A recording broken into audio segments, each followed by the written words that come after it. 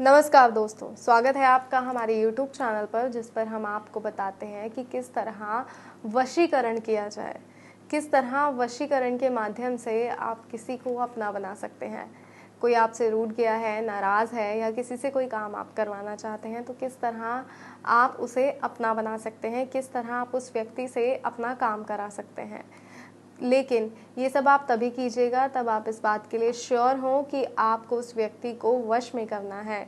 तभी आप इस वशीकरण विधि का या किसी भी वशीकरण विधि का प्रयोग कीजिएगा, क्योंकि कई वशीकरण विधि ऐसे होती हैं जो बहुत ही प्रचंड होती हैं। जैसे जो विधि मैं आपको बताने जा रही हूँ, ये एक प्रचंड वशीकरण विधि है, जिसका प्रयोग अगर आपने गलत मंशा से किया तो ये आगे चल के आपको बहुत कुछ भुगतना भी पड़ सकता है।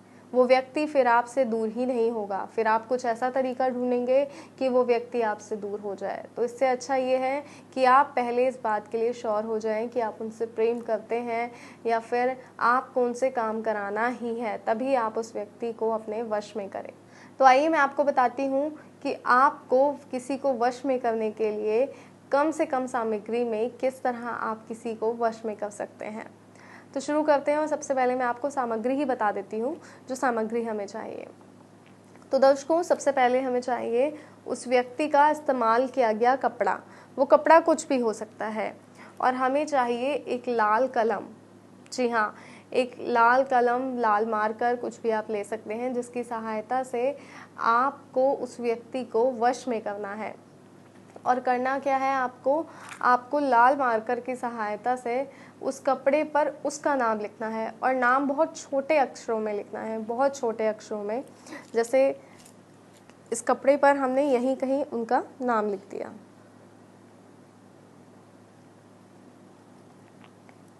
इस तरह हमने नाम लिख दिया और इसको अंदर की तरफ दबाकर फोल्ड कर दिया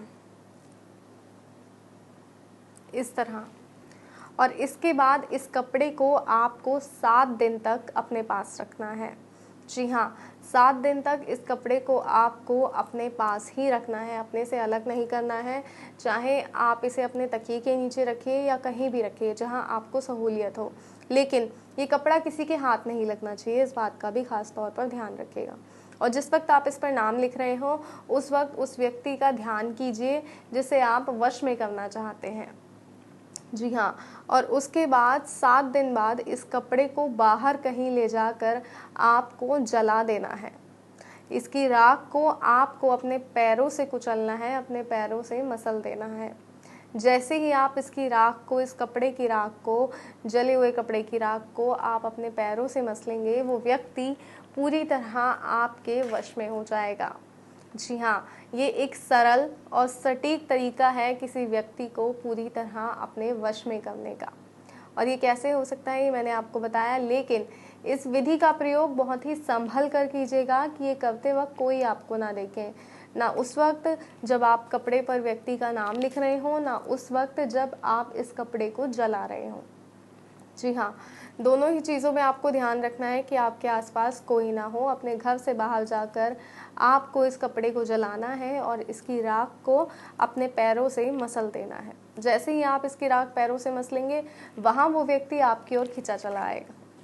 वो सिर्फ़ और सिर्फ आपका हो जाएगा, चाहेगा आपके साथ समय व्यतीत करना, आपकी बातें सुनेगा। फिर आप उससे कोई काम करवाना चाहते हैं, आप चाहते हैं कि आपके लिए वो कोई कार्य करे, जो आप कार्य उसे बोलेंगे वो कार्य वो ही करेगा।